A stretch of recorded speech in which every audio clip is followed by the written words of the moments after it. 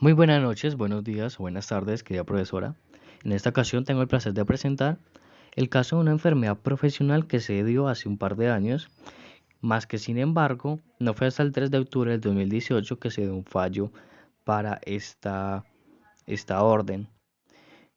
La orden se encuentra en la Corte Suprema de Justicia, ahí está el fallo para el señor Federico Collazos, quien presentó una enfermedad de origen profesional por aquel entonces.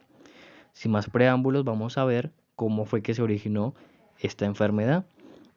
Es importante primero recalcar que el trabajador en 1991 empezó sus labores para la empresa Fruco S.A., empresa en donde laboraba de manera de supervisor de los procesos. Para 1997, la empresa se convierte en DISA S.A., empresa en la que continuó su labor como supervisor de procesos. Sin embargo, en el 2004 ya se convierte en empresa Unilever Andina Colombia, empresa para la cual ya se convirtió en ingeniero de procesos, principalmente en el proceso de la mayonesa.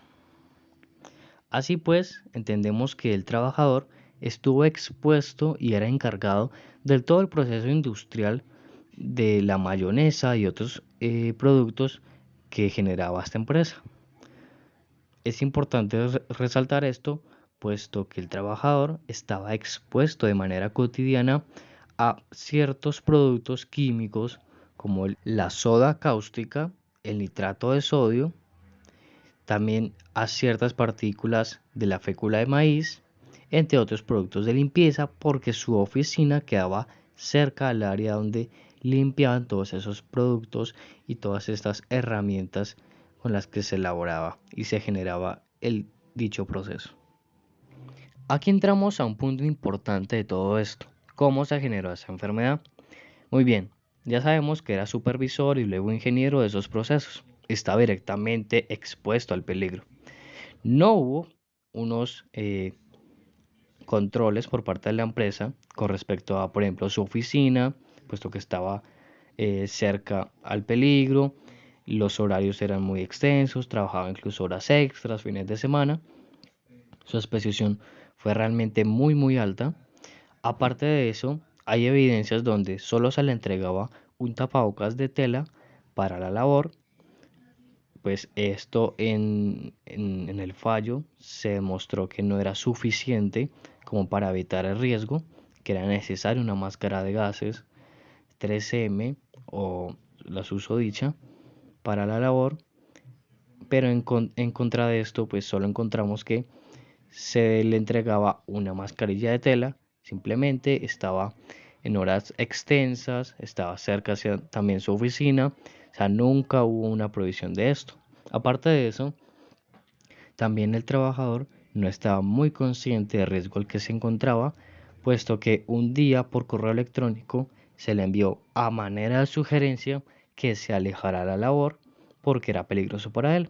Sin embargo, la defensa de la persona y su abogado y su representante fue que en su lugar no había unos controles referentes al peligro y en caso de que él se alejara a la labor era igual a no hacer su trabajo.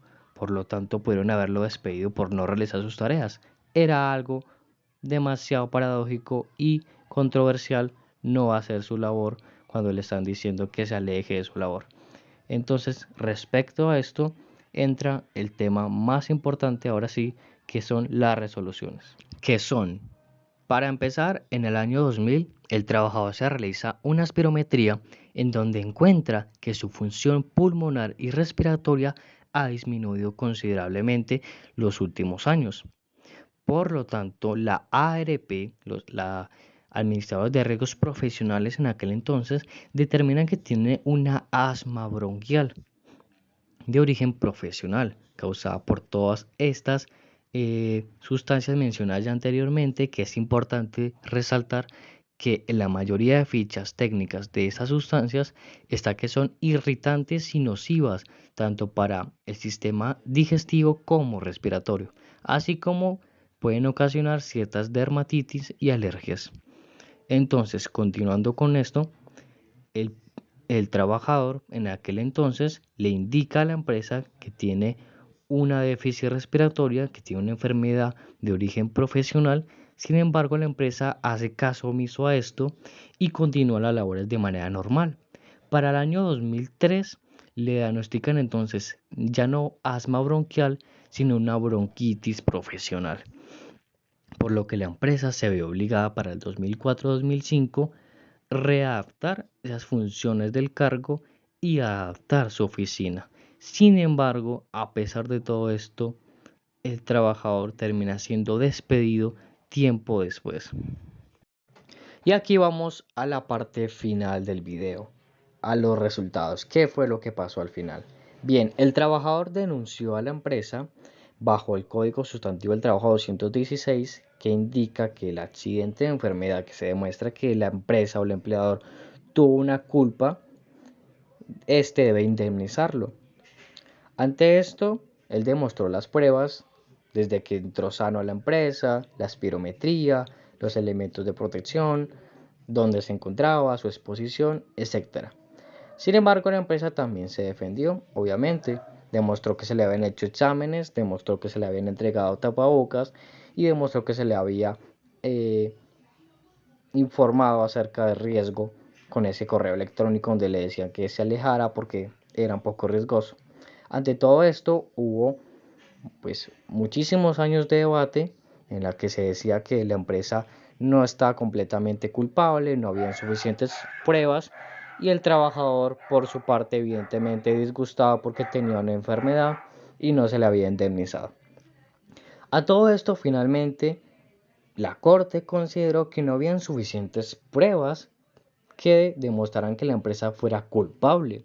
Sin embargo, eso no lo eximía de su responsabilidad como empleador de mantener sanos a sus trabajadores, para lo que al final del fallo le dieron a la empresa 50 salarios mínimos legales vigentes como indemnización al trabajador Federico Collazos.